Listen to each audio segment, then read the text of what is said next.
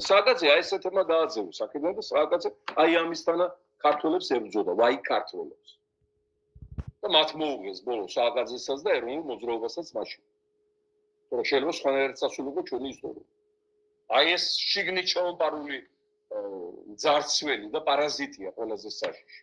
გარემ მტერი ვერ დაგაკლებს ვერაფერს, შიგნით თუ არ ყავს მას მოკავშირე.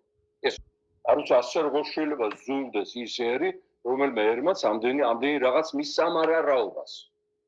და თან ორი ერის შემარცხენელია, სომეხი და ქართველი ერების შემარცხენელი ეს ბატონო. ორი მოძმეების. თუნდაც იმით, რომ მალავე საგულდაგულო თავის იმაზე.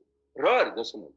ტრამპი რო გერმანელია, ჩავიდა მერცი გერმანიის კანცლერი და ჩაუტანა მისი პაპის დაბადების მოწმობა იქ რაინ-ვესტფალში, რომ გაუკეთეს მე-19 საუკუნეში. ანუ ტრამპს შეიძლება ძირითადად არ ესიამოვნო, იმიტომ რომ ძალიან ამერიკელობს და ექსპლეშობებს კალაკელები არა ვარდო, ეგრე უნდოდა რა ტრამპსაც, მაგრამ მიიღო ახლა ეს საჩუქარი ობიექტური რეალობა.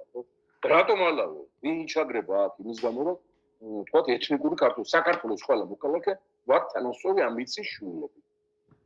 ამიტომ აი ამ გენეტიკური ხაზის დამალვა რაღაც ბოროტულ მიზნებს ემსახურება და რაღაც დიდ ეჭვებს იწვევს სოფიოს პოლიტიკაში ყველგან.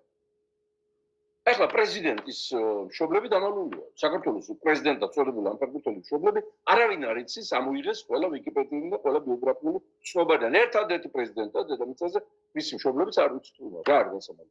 გაზარდეს წესიერად, პატიოსნად დააჩინეს, ეხზე დააყენეს ის მშობელი ღმერთმა დაგინიშნა. ღმერთმა დაგინიშნა.